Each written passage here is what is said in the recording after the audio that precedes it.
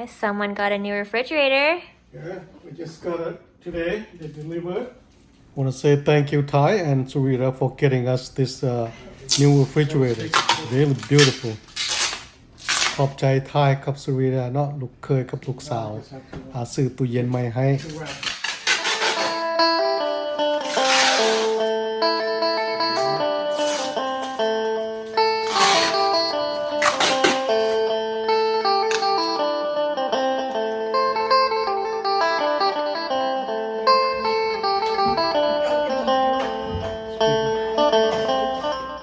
Look at that. The handles are here. We still need to attach it. Yeah.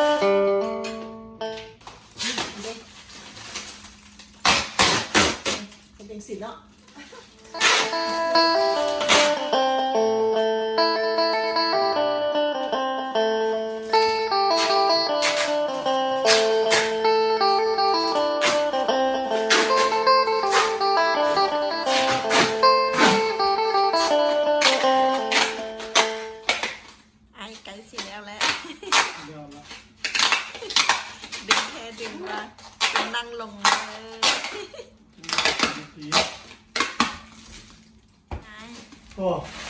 ผมเดี๋ยวจะดีได้ดีว่ะพยายามไม่พูดยามมาปฏิบัติเดี๋ยวที่ต่อยามข้างหลังเหมือนกัน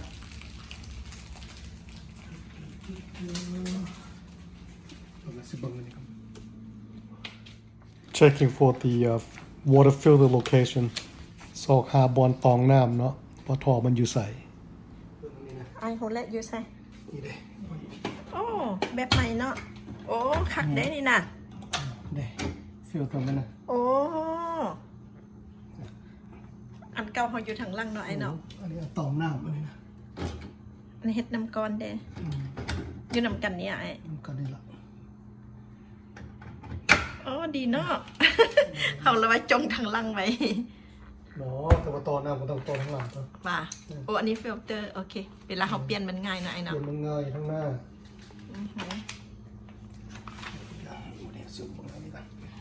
ไอซีตอนยังนี่นะ ตอนน้ำมัน ตอนน้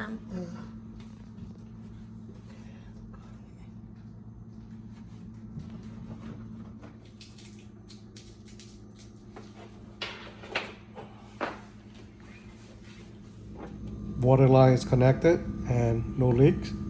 ต่อสายน้ำเรียบร้อยแล้วก็บ่หัวเนาะดีใจลมมันกัน ำจะได้ไอ ฮะ โอเคได้ได้เรื่องโอ้ ไหลลมสายน้ำลมออก มา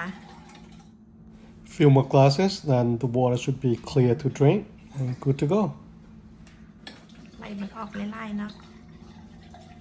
Good job เด็กออกอีกเนาะ เดี๋ยวโอเคมันแรงก่อนแล้วมันขาดทำน้ำ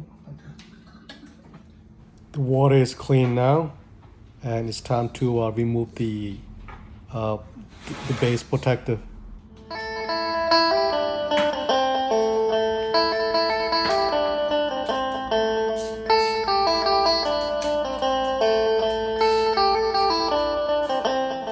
อาตีนมันออกได้แล้วบันนี้ใส่แฮนด์ลมันบ่อาย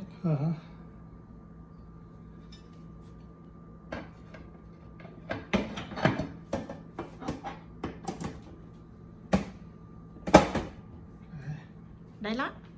No, it's protected up.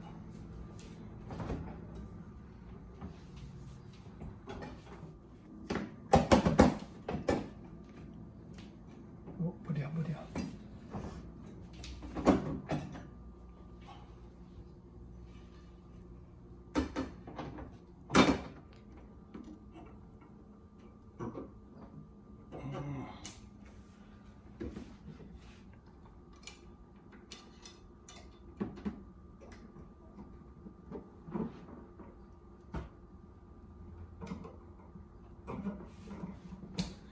เรียบร้อยเก็บของกินใส่คนนี้นะ